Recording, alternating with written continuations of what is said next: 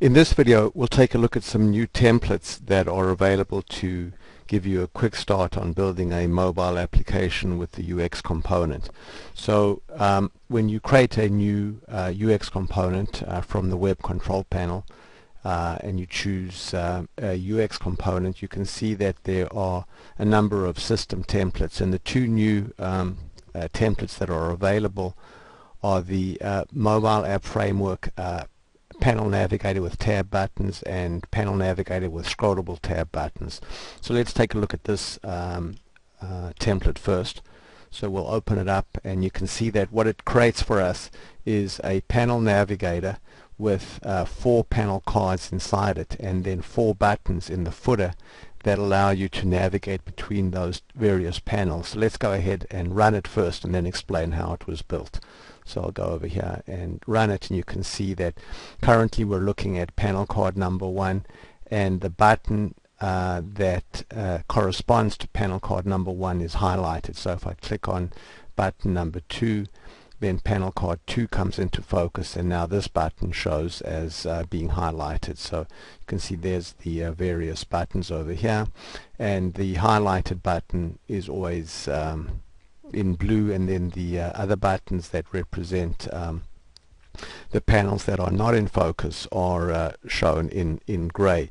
You can see here also that we have set our button style to be an image above some text, and that the image itself is a CSS icon image coming, in this particular case, from Font Awesome. So let's go now and see how this was set up. So first, you can see we have our panel navigator over here, and the panel navigator has been set to use the tab button style. So by default, the panel navigator is a carousel, but we've chosen our tab button style.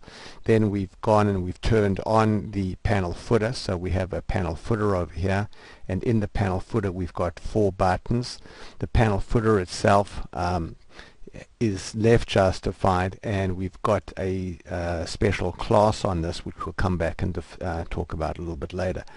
So then the actual buttons themselves here, you can see here are the buttons, and the button style has been set to image above text, and we're using that style for all of the buttons.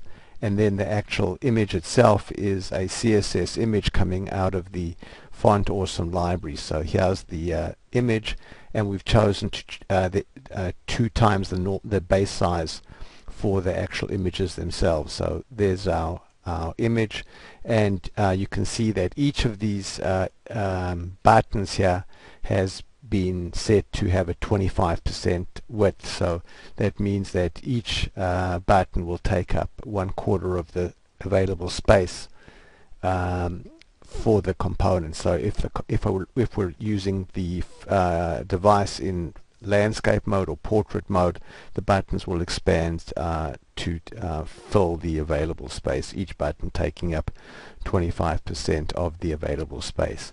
Then in order to get the behavior on these buttons, so that when you press, for example, button 2, that panel card 2 gets focus, you can see that because we chose the navigator type of tab buttons, the tab button property here became available. And if we open up the builder here, we can see that this is where we associate each of the buttons in the panel footer with the corresponding panel card that should be brought into focus.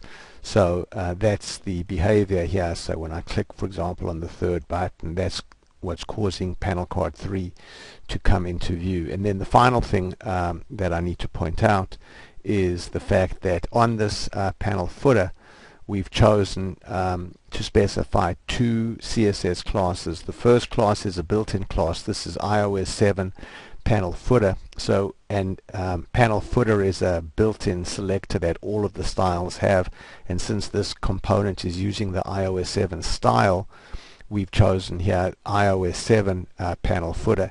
And then tab bar is a custom CSS style that we've defined in this component.